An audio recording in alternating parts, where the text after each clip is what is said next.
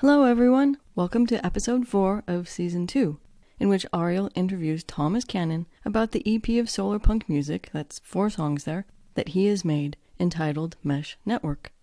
You can stream and or purchase Mesh Network on Thomas's Bandcamp page, which you can find at tcannonfodder.bandcamp.com.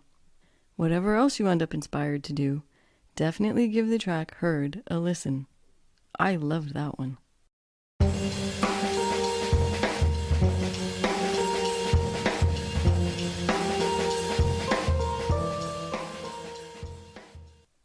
Hello, Solarpunks, and welcome to this week's episode. I'm talking today with Thomas Cannon, who recently released an album of Solarpunk music called Mesh Network, and I'm looking forward to learning more about it.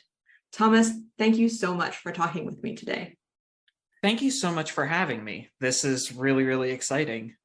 I want to start out by just asking you very broadly to begin with, in your words, what is Solarpunk music? This one is a tough question to answer, like most questions that have importance. I would say that solarpunk music is anything that either talks about the climate or places the listener in a solarpunk environment. And that's a little bit broad, but the reason for that is that a lot of our imagination for solarpunk is built on visual works, whether they're traditional art or architectural renderings or writing. And it felt weird to me when I was making this EP that there's this largely giant gulf in our cultural imagination because we didn't really have music that invoked solarpunk. Mm-hmm. But admittedly, one of the problems with trying to create solarpunk music from my experience and what I've seen is that making the sound isn't easy. It's not like cyberpunk where you can throw a ton of synths at each other and make that moody and boom, you've got this big old neon hellscape. It's rainy, it's cold, everyone knows what you're talking about. But because solarpunk is more helpful, it tends to be more expansive than reductive. So any solarpunk music would be continuations of existing musical traditions and the real human emotions that we have that like carry music forward because that's who we are as people. And currently we're in this state of climate rebellion and alarm raising in music that addresses the climate, but doesn't necessarily address it from a solarpunk perspective. So when you asked me this question, I was like digging through things and like digging through my records to try to find stuff. And I found 2 examples in particular of like the closest I found to like solarpunk music, but it's more climate punk. It would be One Beat by Sleater Kinney and then Sink or Swim by Slotface. Both talk about the world that we're living in now and they're yearning for a better word. So they're solarpunk in the present, but it's arguable that they're more climate punk. That is super cool. I'm going to have to look up those songs. One Beat by Sleater Kinney probably has like the best drums that have ever been made in the past 20 years, and I'll stand on that hill. Awesome. You describe Mesh Network as a meditation on what a grounded solarpunk future could be like, without some of the annoyances that I have with both ambient music and solarpunk work. So first I wanted to ask you about why you decided, after all, to go ahead and create a solarpunk work of ambient music. I stumbled into it, honestly. So I'm very new to making music. I only started making music in July of 2020 when I realized, hey, I actually have the time and capacity to have a hobby after so long of not having an actual hobby. And as part of that, I try to get in like a weekly practice just to like clock hours and build the skills and just develop, playing catch up to, people who have been playing music since they were kids.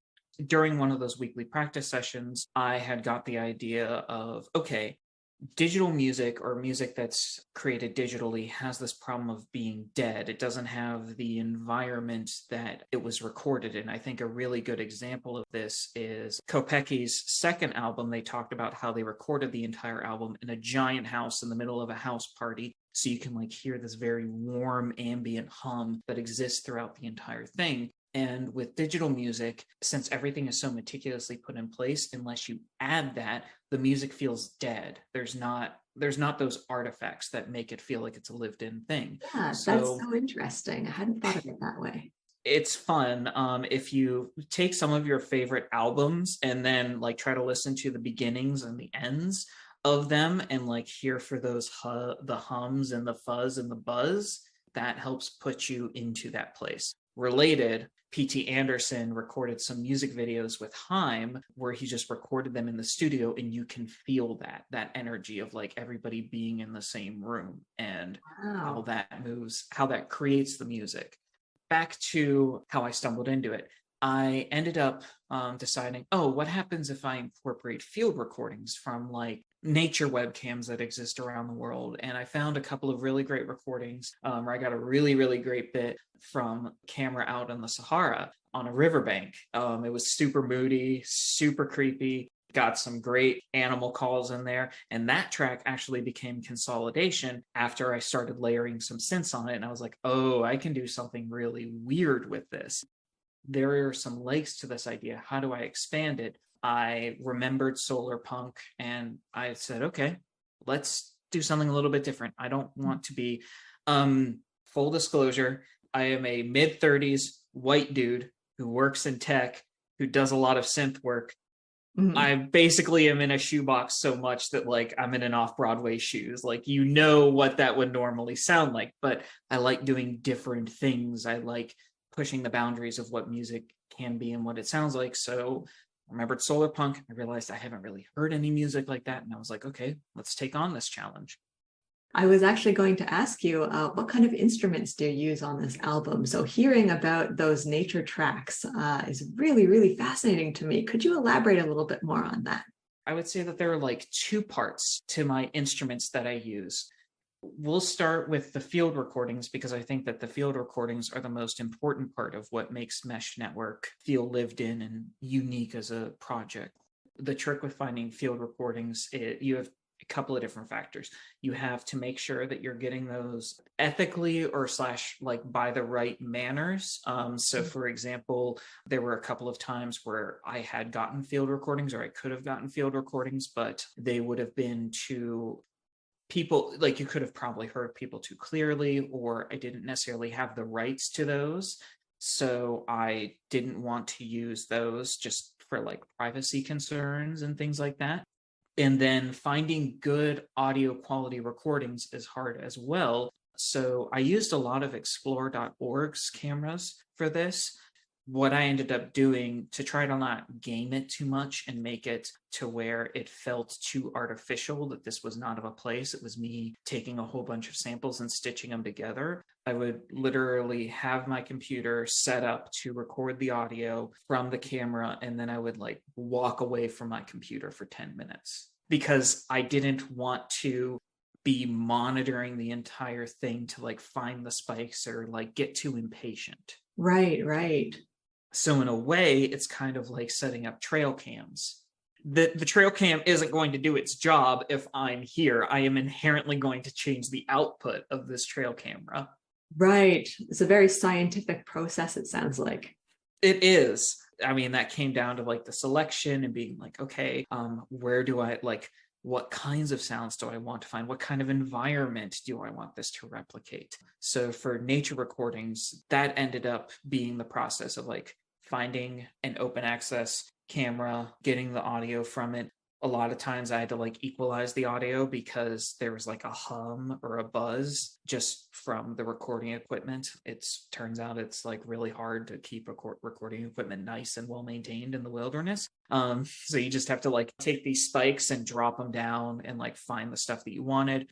But for Dawn at the Metro Hub, which you said you wanted to talk about tracks in particular, we'll get to that. I ended up having to ask a bunch of different people for field recordings and stitch them all together. But for the instruments, in keeping with Solarpunk's general aesthetic and the use only what you need philosophy, I have a very anti-gas approach. Gas is a fun music term for gear acquisition syndrome. Is the tendency for musicians to be like, I need this piece of equipment and I'm going to buy it. I'm only going to use it once because I need it for this one particular sound. And then that's going to be the end of it. Or like somebody who has like 20 different guitars and like, they only sound marginally different.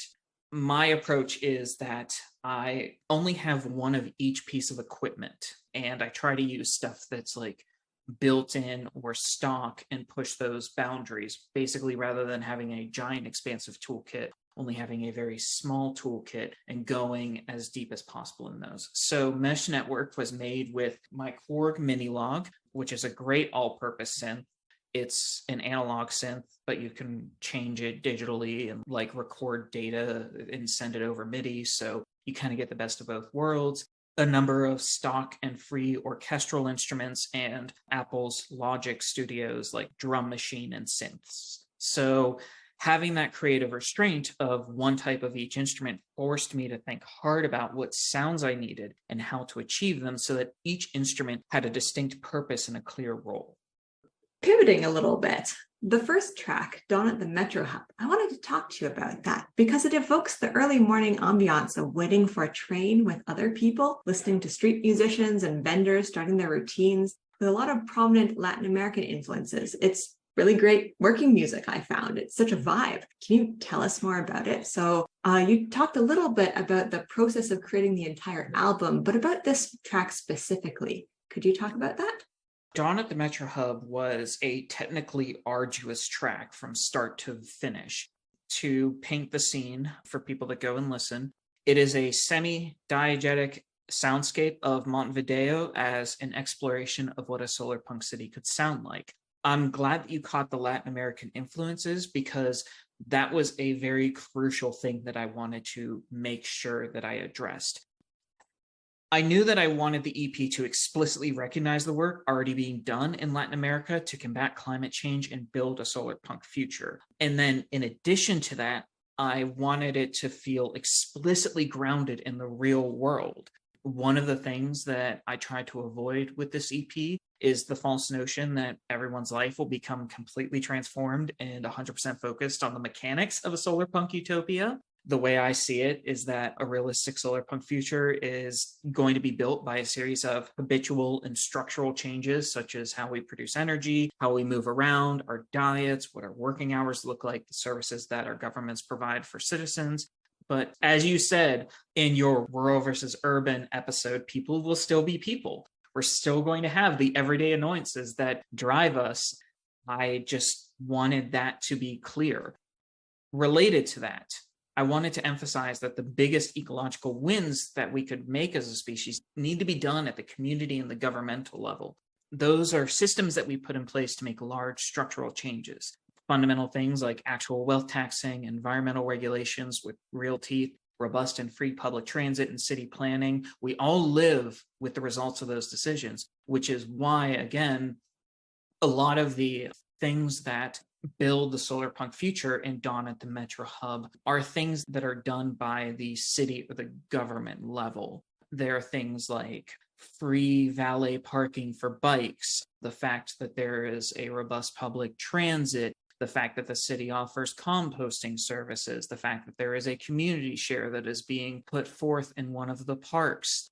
I think the closest that you run into, if I remember correctly from the samples that I got from people, is that I think the closest of like, these are people living in a solarpunk future is somebody lovingly chiding their grandmother for not rolling out their water collector. And that's it. The rest of it is just like everyday people talking about their stuff, talking about the food that they're eating, talking about the fact like, I'm going to be late for work. I'm going to have to take the train.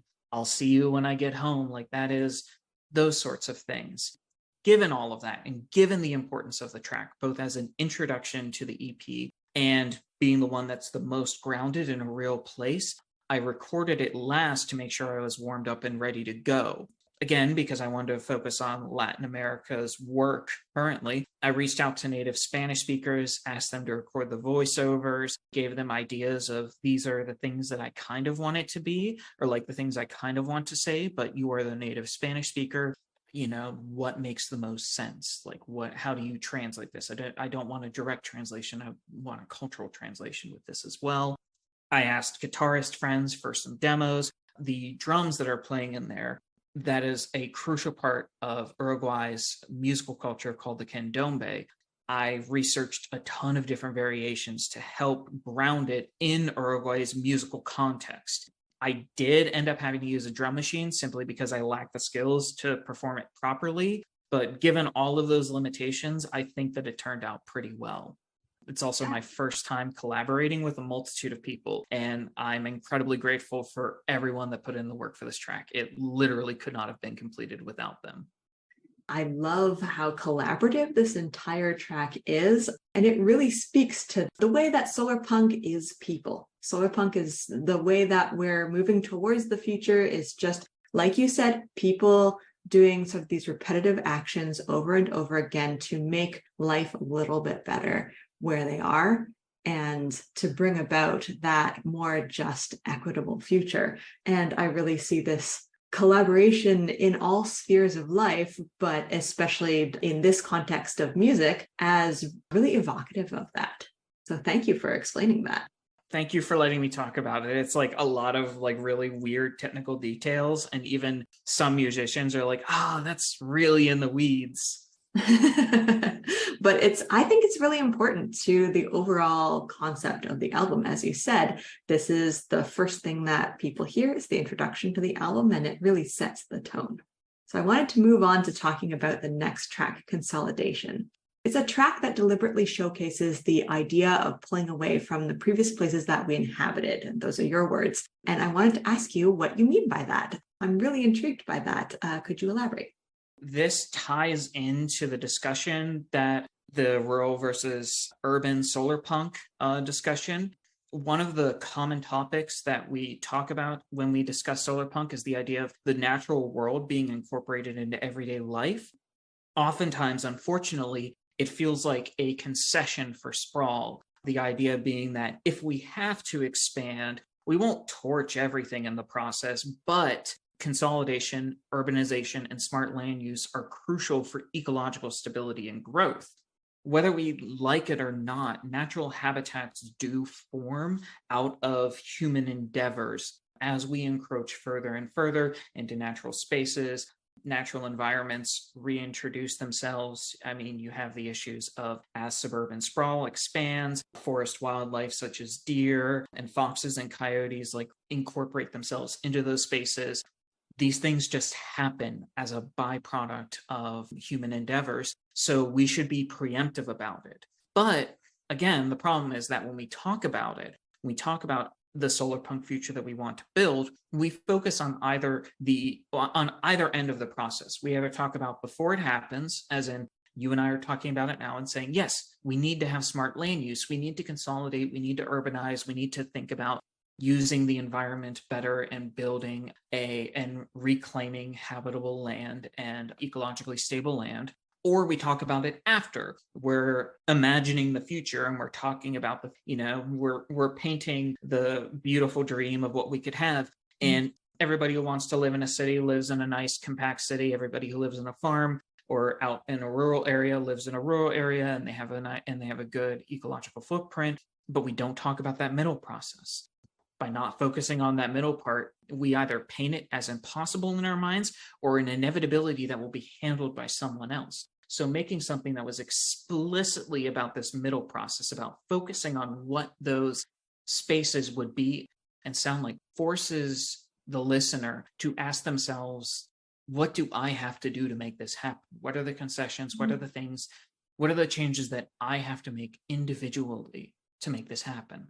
Those are important questions to ask oneself. And I would add, what are the changes I have to make individually, but then also how can I contribute to the change that's being made collectively in society? You mentioned, local government oversight of things, or in whatever form the political system will be, there will always be some sort of collective group body that is overseeing things like composting and transit and things like that. So how can I contribute to making that a better process for everybody involved? That's really, really good thing to think about. Yes. And thank you for catching that. I forgot to add the context of coming to peace with the fact of either you have to be involved in those situations or, give up some NIMBYism. In order to do those things, you have to make peace with yourself and what you can do. I wanted to ask you about the third track in the album. It's called Herd, which for me, it evokes the very rural shepherd style imagery, which is less solar punk and more of sort of a retro pastoral idea. And it contrasts, I think, with the other two tracks, just on seeing it just on a very basic linguistic level on first encounter. But how does this track speak to the role of agriculture in Solarpunk? Gosh, I love talking about Herd because Herd's the track that speaks to me the most personally because I care deeply about agriculture and making sure we get it right. That was actually my introduction to Solarpunk as a broader ecological movement. My basic pipeline was, okay, I care about infrastructure, I care about food, I care about agriculture, I care about the environment. Cool, I'm a Solarpunk now. And with agriculture, agriculture is an essential part of how we interact with the environment. And it's really where we show our true ecological colors. And oftentimes, I find that Solarpunk has a lot of great aspirational ideas related to food and agriculture, but they don't scale to address the needs of 7 billion people. Christina, the producer, breaking in here with the bad news that as of November 15th, 2022, world population has actually been at 8 billion people. Okay, back to the interview. Oftentimes, I find that Solarpunk has a lot of great aspirational ideas related to food and agriculture, but they don't scale to address the needs of 8 billion people. For concrete examples, you have meat consumption, animal husbandry, and lab-grown meat. Out of the gate, before anything else, before any part of this conversation, we absolutely need to cut our meat consumption and animal byproduct consumption down significantly, especially wealthy nations. That's just a fact. It's painful, and we're going to have to adapt to it. But at the same point, we have to recognize that there are real cultural barriers and agricultural benefits to animal husbandry that can't be wished away. For example, Uruguay is an extremely meat-heavy culture, and North America views the steak dinner as an expression of celebration. The United States Southeast views their entire cuisine around taking what's byproducts and turning them into delicious foods. And animal husbandry can help build demand and add plants into the ecosystem that have high CO2 capture rates and enrich the soil through tilling and fertilizer and the natural process of these animals existing and foraging for foods. So we've really got to be responsible and change. That'll mean that meat gets very expensive for the fact that if we do it well, there's going to be a lot less meat that's going to be raised fairly, and that means that it's going to be expensive and there's going to be less of it to go around. So it transitions from becoming an everyday thing to very much a treat, a celebration, something that if it makes sense, if it's something that you agree with in your culture, that it becomes a holidays thing versus something that's just like every day during the week, I have ground beef. I'm not going to think about where that ground beef comes from. I'm not going to think about the process that gets me ground beef 7 days a week. And as part of that, we're also going to have to get used to eating offal and largely vegetarian diets and meat substitutes like lab-grown meat to fill in that gap. And that's something that we can do right now. We don't need permission from anyone. Christina, the producer, and a vegetarian of 36 years, interrupting with a dilemma I'd like to hear your thoughts on. So drop us a comment or send us an email at solarpunkpresence@gmail.com. Meat should be more expensive so that it's raised more humanely and wreaks less havoc on the environment. But given how many people are already just making ends meet, is it Solarpunk to go back to a world where only the rich are regular meat eaters? Give us your thoughts. And now, back to the interview. I would urge people to think about how you can have the least environmental impact or even a net positive environmental impact in your region and what you eat based on what that region dictates, even if that means things like strict veganism aren't possible. The Black Forager on Instagram talked about this really, really well a few months ago, where she was talking about how strict veganism doesn't work in some cases, because if you're trying to do something like substitute honey with agave nectar, but you live in the middle of the Midwest of the United States, how does your agave nectar get from a tropical region all the way to the Midwest when there's a bee it's making honey as a byproduct? And so sometimes it's better for the environment for you to eat some eggs or honey or milk, at least in my opinion, if that makes sense for you culturally. As you were talking about culturally specific ways of eating, I kept thinking about the people in Canada's north, where I'm not sure how known this is outside of Canada, but if you're living in the north, especially in flying communities, it's very, very, very expensive to buy food from the grocery store. Like we're talking about $20 for a head of lettuce. And also, due to climate change, a lot of flights are being canceled. A lot of the ice roads that make these places accessible are melting, and so they are not accessible anymore. And so shipping in groceries is becoming an issue. And so eating what they call country food or eating off the land is the most sustainable option and the most likely for people to survive, because they need this food to be able to continue living. And so the strict veganism is not exactly an option for you if you can't afford the vegan food at the grocery store. That was in my head as you were speaking about that. Absolutely. That's the kind of thing I wanted people to start thinking about. I mean, the common example that I always hear referenced is, why is it that me in South Carolina can get an avocado for $2? A lot of not great things happen for me to get an avocado for $2. Mm-hmm. And for there not to just be a single avocado for $2, but for there to be an entire pallet of avocados for $2. That's a really great point and a really good discussion. And I think it really ties back into the last track, consolidation. These are the tricky ways that we're going to have to navigate life sort of in this middle part between, like dreaming of a Solarpunk future and Solarpunk future dream being realized. Is we're going to have to make these concessions, and we're going to have to think through these difficult issues. I applaud you for making a track that sort of addresses this. If I can also talk a little bit about one of the things that I think makes Herd special and makes it a special track for me, along with all of these like broader ecological issues, are that the liner notes for this track have this beautiful, beautiful piece of concept art by Felix Riaño.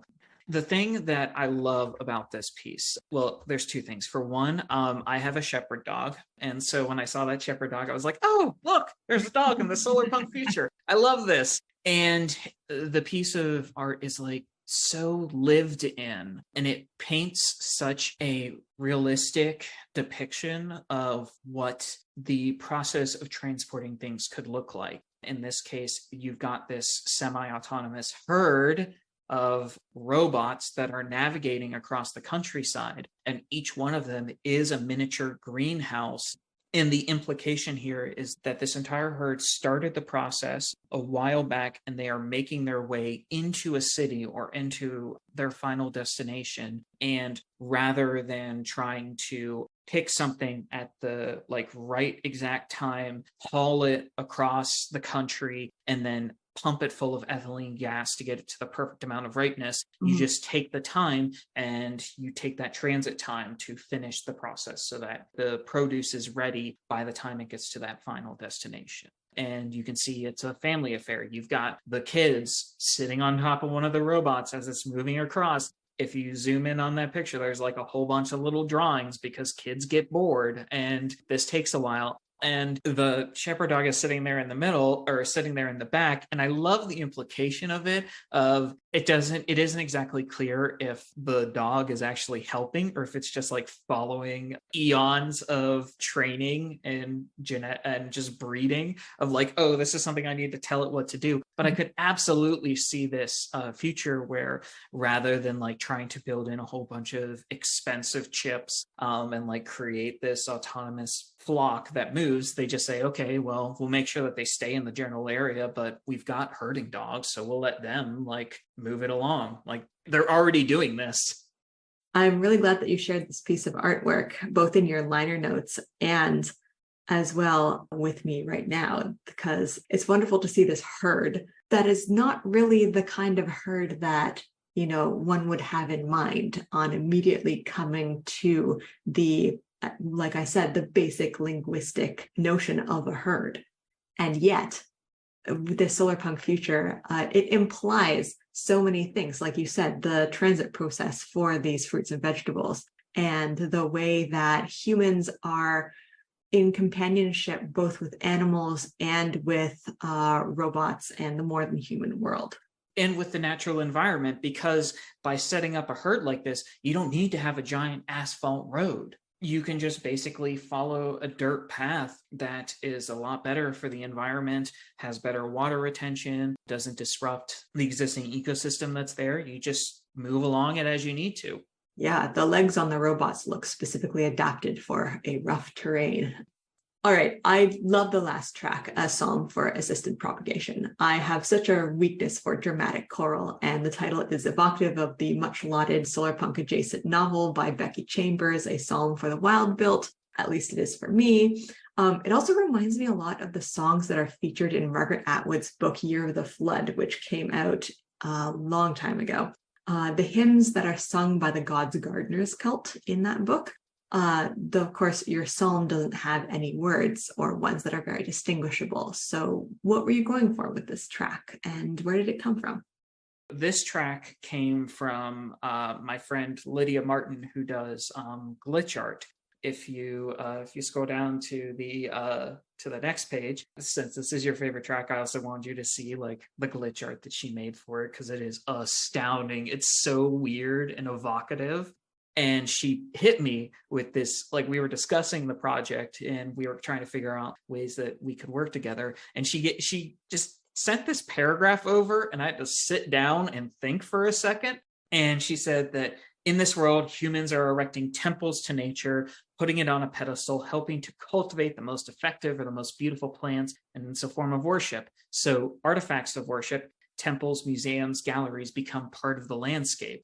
And this whole EP was originally going to be 3 tracks. And then I saw that in my chat, and I was like, okay, now it's 4. I don't know what I'm going to do, but I can't let that idea stand by. So since I wrote the track in the summer, it was summer in the Southeast is filled with cicadas, which if you've never heard a cicada before, imagine a grasshopper next to an electric guitar amp. It's just like the biggest buzz that you can hear. And I wanted to incorporate that sound, an artificial version of that droning that was filling my ears as I was trying to think about how to solve this and how to make this track. What I imagined was this whole ceremony about guiding these swarms of semi-autonomous robots to help propagate an entire greenhouse. That becoming a meditative practice, and how people would use that as a chance to think about their place in the natural world. Similarly to things about like agriculture, the ideas of religion and what religion looks like it's tricky, but I find that sometimes that honestly some of my favorite science fiction addresses those things. That's why I love Becky Chambers' trilogy, and I'm so excited for the 3rd book to come out, is like I love the idea that you are following a monk, and that you're following this very unique and particular kind of monk that is almost Franciscan in their approach of just like, I'm going to exist in the natural world and provide a clear and distinct benefit to my community. And you were right that there aren't any words. That was actually deliberate. I pulled from my experiences of drifting off and daydreaming through Catholic masses growing up, and the way that if you lose your place for a second, then you're completely lost in your own head. And you're like, well, I'm just daydreaming now and sitting in this church and looking at all the stained glass, and this will be over when it's over. And I'm just going to use this as a time to meditate and think through things. And that's why the song has a pyramid structure in its chords. Like it builds up, it has a structure, and then it builds back down. Even though I call it like the most Brian Eno track I might ever make in my life. I mean, it's 10 minutes long and like it's very ambient. It has this like very rigid structure that it builds itself on. And I know that religion is and spirituality, I mean, it's so important to people, and people are the basis of the Solarpunk future. And so what will that look like in the Solarpunk future? And this is one way to think about that, and how religion integrates the natural and more than human world into it as well. I love it. So in our conversation over email before this interview, you mentioned wanting to talk about Solarpunk art guiding people to take actionable steps. So while I absolutely agree, solarpunk music is not something I have a lot of experience with. So I'd love to hear more of your thoughts on that. I don't have a lot of experience with it either because especially solarpunk music particularly feels like a nascent genre. But for me, good art can be actionable, and driving people to think about these problems is part of the mission that I have for the art that I want to create. I mean, I started my own journey through all of this. As I said before, my pipeline to being a solarpunk was by reading The Third Plate and then watching Annihilation, immediately followed, or watching Blade Runner 2049, and then immediately following that up with Annihilation, and having an entire year where these two different realities existed in my head. And I was like vacillating between them, where I was seeing like things happening around me that were like, oh God, we're speed running Blade Runner 2049. But then also thinking about like the world that Annihilation builds and the way that Jeff Vandermeer does such a good job with his Southern Reach trilogy and with Bourne, of building this world where humans exist in nature, but nature is something that is so much larger than us. Having that duality exist in my head for over a year, I mean, it just continually comes up. And following up with all of that and continuing to pull at those threads. So if I can make something that takes the parts of ambient music that I love, the meditative aspects, the way that it builds sounds, the way that you can draw your own conclusions and pull your own insights from it, but gives it this order and this structure and a clear identity to make it more actionable for folks to imagine their place in a solarpunk world, that's a huge win for me. And that's why I made sure that Mesh Network had so many different sonic identities, and that each of the aspects that I focused on are part of the world at large. We can't realistically build a solarpunk future with myopic thinking. There's going to be stuff that we don't connect with, that goes against our preferences, or that humans have to struggle through. And as with Dawn, and as you said before, people will still be people. And that is just the hope of the solarpunk future, and also the difficulty in bringing that future about. And it's that duality that is just so intriguing, and I love it. And last question, and this is a little bit off topic, and I didn't prep you for this, but I want you to tell us about your dog. The people want to know. My dog's name is Kira. I absolutely did not name her after my favorite Star Trek Deep Space Nine character, because that's only something a nerd would do. And I mean, let's be honest here, I'm not that. No, she's great. She is an Australian Shepherd Collie mix. She's 5 years old. She is I call her the id of dog. She is the platonic ideal of a dog in all of the positive and negative aspects. So Solarpunks, you can stream Mesh Network on Bandcamp, and you can buy a copy at the link that we put in the show notes. The album includes liner notes and an art book with the art that guided Thomas during the composition process. I also wanted to make another note. This is a direct call to action for any librarians that are listening. If you want a copy for your library, whatever kind of library it is that helps the community, I will give it to you 100% pro bono. Like, I just want this to be there for people. And libraries were foundational to my upbringing, and this is a way that I can give back. That's amazing. Thank you so much. You get so much with this Mesh Network purchase, honestly. And you get notes about the track's production, which I find super cool. It's a way to observe the process, I think, a little bit distanced from it, but observing it nonetheless. It's not quite like being there in the room with you, but sharing that headspace, which I find really, really, really cool. As a non-musical artist, it's just a different way of thinking about things. Thomas, thank you so much for coming on to talk to me about your album. And where can our listeners find you and your work online? The easiest place to find my work online would be my Bandcamp page. If I remember correctly, that is tcannonfodder.bandcamp.com. My personal website is thomascannon.me. That's more general for various programming, some music stuff, and some game design stuff, just like the general grab all of things that I dabble in and write about as I get time. But Bandcamp is, I would say, the most direct way. That's wonderful. And we'll put all those links in the show notes so that people can have an easy access to them. So thank you so much for contributing to the Solarpunk futures that we all want to see by doing such great work in the present.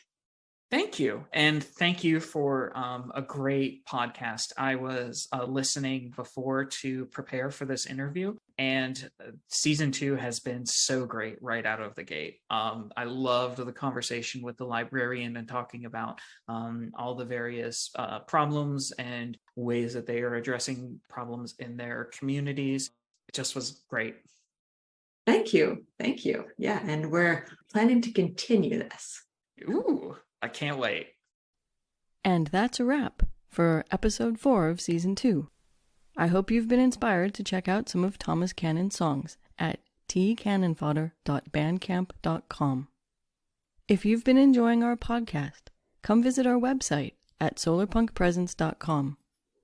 Be sure to send us an email at solarpunkpresence@gmail.com with your thoughts on the question that came up during the episode on producing less meat more sustainably but more expensively. How do we make that fair? If you'd like to support the Solarpunk Presence podcast, helping Ariel and I cover the cost of producing it, please visit our Patreon page at www.patreon.com/solarpunkpresence and sign up for membership for just a few dollars a month. Who knows, at this point you might become our very first patron.